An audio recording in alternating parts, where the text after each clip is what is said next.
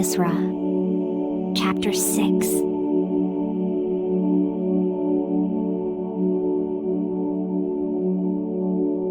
King Darius told his officers to look in the books in the royal library. That was in Babylon, in the place where they stored important things. But it was in the region of Media that they found a scroll about the temple in Jerusalem. It was stored in a strong building in Ecbatana. This is what the scroll said. This is an important note. King Cyrus gave a command about God's temple in Jerusalem. In the first year that he ruled in Babylon, he said, "The Jews must build their temple as a place where they can offer sacrifices to their God. They must build it on its foundations. They must make it 30 meters wide and 30 meters high.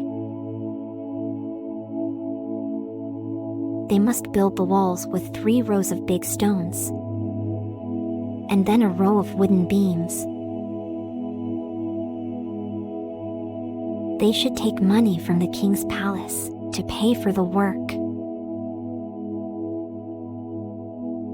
We will give back to them the silver and gold things that belong in their God's temple." King Nebuchadnezzar took them from the temple in Jerusalem, and he brought them here to Babylon.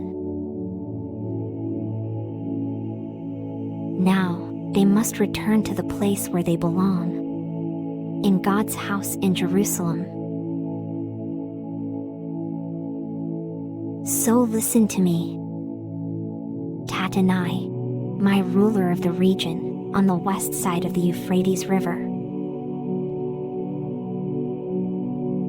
You, Shetharbozenai, and your other officers in that region must all stay away from the temple. You must not do anything to stop the work on God's temple. The Jewish ruler and their leaders must continue to build this house of God. They must build it in its proper place. So, I will now tell you what you must do for the Jewish leaders. You must help them to build this temple again. Use the king's money to pay for everything that they need to continue the work. Use the taxes that we receive from people in the region west of the Euphrates River. The work on the building must not stop.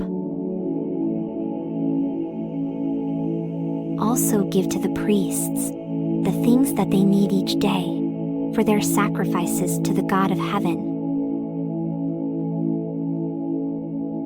Give them young bulls, male sheep, and lambs to use as burnt offerings. Give them grain, salt, wine, and olive oil. Whenever the priests in Jerusalem ask for something, you must be sure to give it to them. Then, their offerings will make the God of heaven happy. They will pray for God to bless the king and his family. Nobody may change what I have commanded in this letter. If anyone does not obey this command, men must remove a beam from the roof of his house. They must push the point of the beam through his body and lift him up on it. Then they must destroy his house, so that it becomes a heap of stones.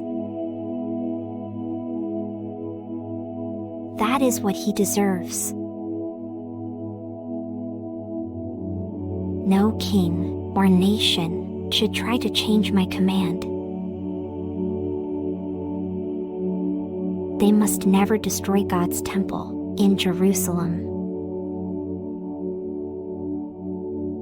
That is the place that he has chosen for people to worship him. I pray that he will remove anyone who tries to attack that place. I, Darius, have made this command. Everyone must obey it completely.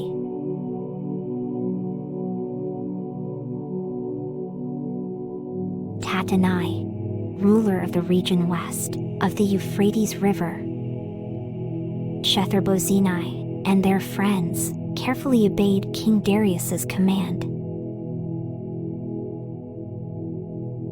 So the leaders of the Jews continued to build the temple. The work went very well. They listened to the messages from God that the prophet Haggai and Iddo's grandson, Zechariah, were teaching them. They finished building the temple. Israel's God had commanded them to do that. Cyrus, Darius, and Artaxerxes, the kings of Persia, had also commanded them to do it. They finished building the temple on the third day of Adar month. King Darius had then been king for 6 years. Then the Israelite people offered the temple to God so that he would bless it.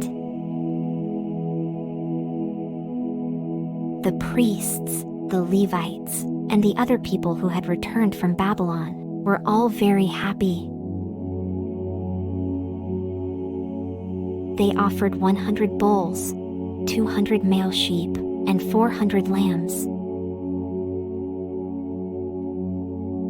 Then they sacrificed 12 male goats as a sin offering for all Israel. There was one goat for each of the 12 tribes of Israel. They decided how each group of priests and Levites should work in God's temple in Jerusalem.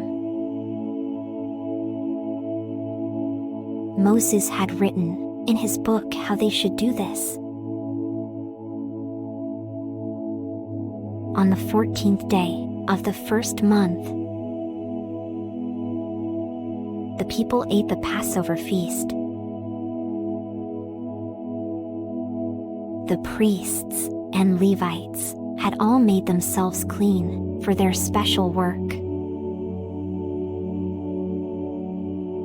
The Levites killed the lambs for the Passover sacrifice. They did that on behalf of all the people, the priests, and themselves. So, all the people who had returned from Babylon ate the feast. Other Israelites in Jerusalem had turned away from the bad things that other nations who lived there did. They had decided to worship the Lord, Israel's God. So they also ate the feast. Then they ate the feast of flatbread for 7 days. The Lord had caused them to be very happy because the king of Assyria had helped them. The Lord had made the king think in a different way about the Jews in Jerusalem. He had decided to help them to build the God of Israel's temple.